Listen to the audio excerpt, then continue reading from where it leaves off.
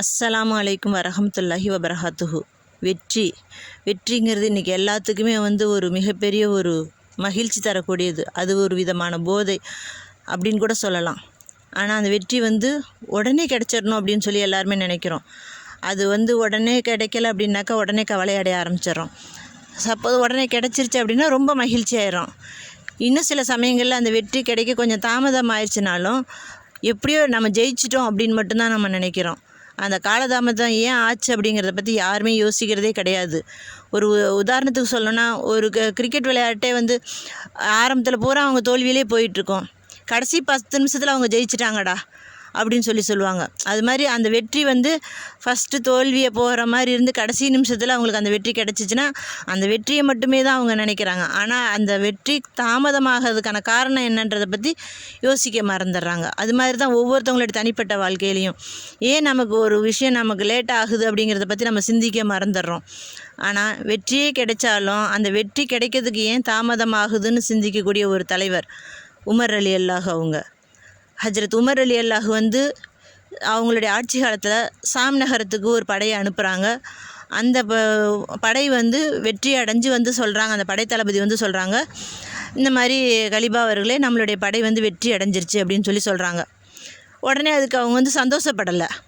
அப்படியா அப்படின்னு சொல்லி கேட்டுட்டு, நீங்கள் எப்போ போர் செய்ய ஆரம்பிச்சிங்க அப்படின்னு கேட்குறாங்க. உடனே அதுக்கு சொல்கிறாரு அந்த படைத்தளபதி, லுகாவுடைய நேரத்தில் நம்மளுடைய போரை நம்ம ஆரம்பித்தோம் அப்படின்றாங்களாம். எப்போ அந்த போருக்கு நமக்கு வெற்றி அடைஞ்சிச்சு அப்படின்னு கேட்குறாரு. உடனே அதுக்கு படைத்தளபதி சொல்கிறார், மகரீப் நேரத்தில் நமக்கு வெற்றி கிடச்சிச்சு அப்படிங்கிறான். சொன்ன செகண்டு உமர் அலி அல்லாஹ் பயங்கரமாக அழுக ஆரம்பிக்கிறாங்க. எந்த அளவுக்கு அழுகிறாங்க அப்படின்னா, அவங்க அழுது அவங்களுடைய தாடி நனைஞ்சு அந்த தண்ணி கீழே சொட்டுது, அந்த அளவுக்கு அழுகுறாங்களாம்.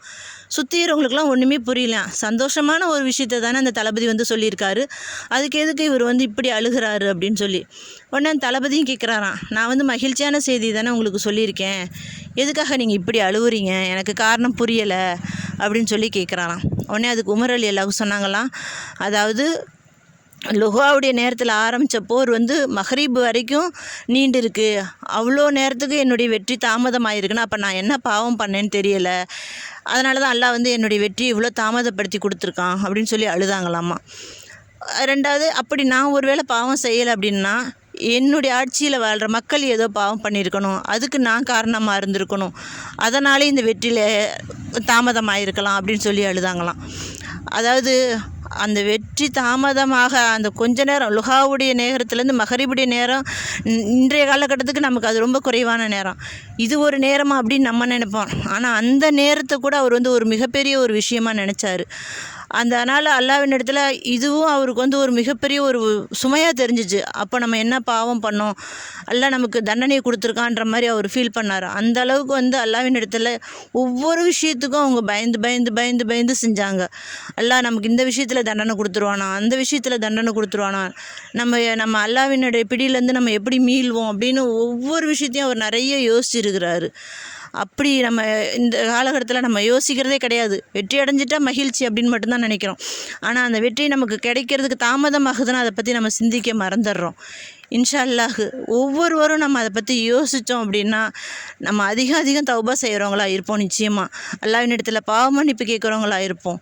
நம்மளுடைய வெற்றிக்கான காலதாமதத்தை நம்ம நிச்சயமாக உணர்ந்துருவோம். அதனால் நமக்கு ஒரு விஷயம் லேட் ஆகுது அப்படின்னா கண்டிப்பாக நம்மளிடத்துல ஏதோ நம்மளையும் அறியாமல் நம்ம தவறுகள் நம்மக்கிட்ட நிச்சயமாக நமக்கு தெரிஞ்சே இருக்கலாம், நமக்கு தெரியாமையும் இருக்கலாம். அந்த தவறுகளை நம்ம திருத்திட்டு அந்த தவறுதலுக்கான மீளுதலான தௌபாவை அல்லாஹ்வின் இடத்துல நம்ம கேட்டு, அல்லாஹ் எங்களுடைய குற்றங்களை மன்னிச்சரெல்லாம் நம்ம அதிகம் அல்லாட்ட தௌபா செஞ்சோம்னா நிச்சயமாக அந்த வெற்றி நமக்கு மிக அருகில் இருக்குன்றது அல்லாஹ் நமக்கு உணர்த்திடுவான். அதனால் அதிகம் தௌபா செஞ்சு நம்மளுடைய வெற்றிகளை சீக்கிரமாக பெறுவோமாக. இன்ஷா அல்லாஹ். ஆமீன் ஆமீன் யா ரப்பல் ஆலமீன்.